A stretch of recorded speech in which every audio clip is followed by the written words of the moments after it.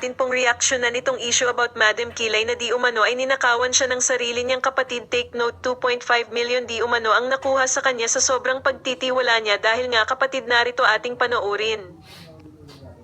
Bukod pa yung hindi ko alam ng miscellaneous, pag nagpapawithdraw ko ng cash, kunwari may papabili ko, pag ganyan-ganyan, hindi ko alam kung may kinukupit ba doon. Hindi ko nabilang yun eh. Siyempre, malay ko ba doon? Diba? Wala na akong ano doon. Tsaka hindi ko naman na binibilang kahit pa isa-1,000 eh. Kasi kapatid ko nga, dahil pinagkakatiwalaan ko nga, diba? And then, nung eto na, mga chaps, nalaman ko, nagsimulat sa pool, pati stocks, ninanakawan ako sa mga product ko. Hindi naman ako ganun eh. Kasi, sa totoo lang, lahat simulat sa pool. Pasan ko ang pamilya ko, mga chaps. Pero hindi ako nagreklamo. Breadwinner ako ng pamilya ko, never ako nagreklamo. Sa mga nakaka-relate dito na OFW, alam nila yan. Siguro, yung nararamdaman ko, marami nakaka-relate sa akin. Malayo ako. Gusto ko lang i-shoutout yung kapatid ko. Baka matauhan ka. Hindi naman sa'yo yan pera. Hindi mo naman yung pinaghirapan. Bakit kailangan mo kong gantuhin? Hindi ka ba nahihiya sa mga tao dyan nakakakilala sa'yo na ganyan ka? Nagsisimba ka palagi. Tapos ganyan ka. Magnanakaw ka. Lahat ng meron ako, gusto mo matanggal sa akin. Gusto mo magdusa ako. Bakit? Anong kasalanan ko sa'yo? Lahat naman binigay ko sa inyo, pati mga anak mo. Hindi ko inaano yung mga anak ko, lahat. Binigay ko kung anong gusto nila, binibigyan ko sila. Hindi ako nagsusumbat. Gusto ko lang ma-realize. Kasi pamilya mo. Diba?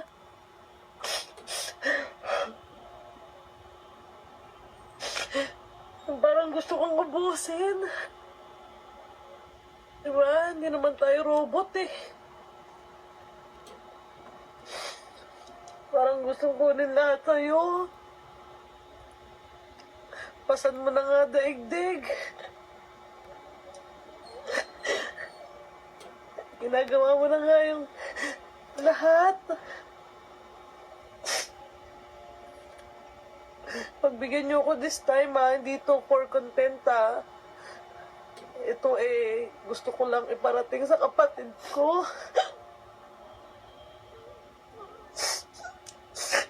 Kasi binlak ako ayoko sa atin ng kapatid ko. Mga chap. Mga chaps para alam nyo, bakit ako magkakaganito. Meron akong kapatid, mga chaps, na may edad sa akin. Ate ko. Yung ate ko, pinagkatiwalaan ko, mga chaps, sa negosyo ko, sa pera ko, lahat ng pera ko sa kanya, siya nag-aasikaso. Lahat ng siya yung pinakakanang kamay ko sa mga properties na meron ako.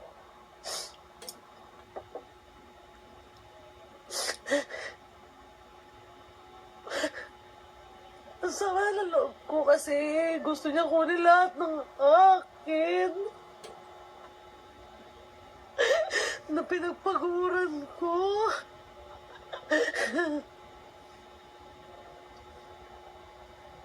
Alam mo yun, simula naging Madam Kilay ako, parang utang na loob ko daw sa kanya yung narating ko.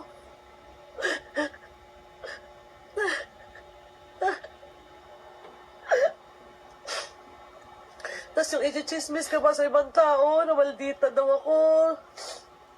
Yung ate ko, mga chaps, yung kanang kamay ko, Joy Cobillan yung pangalan niya.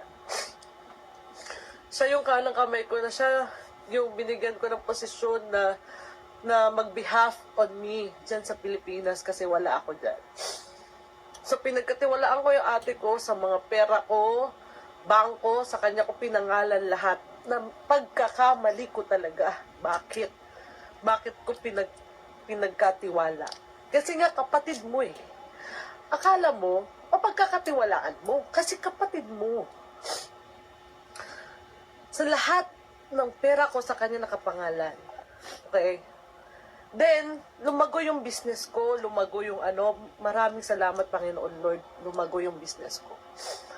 Ngayon, siyempre, ang tao nasisilaw sa pera. Inuunti-unti pala ako ng ate ko, hindi ko alam.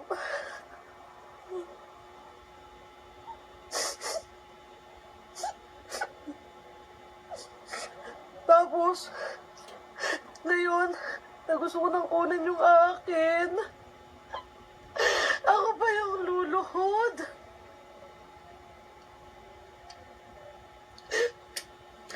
Ako pa yung magmamakaawa na ibigay niyo yung akin.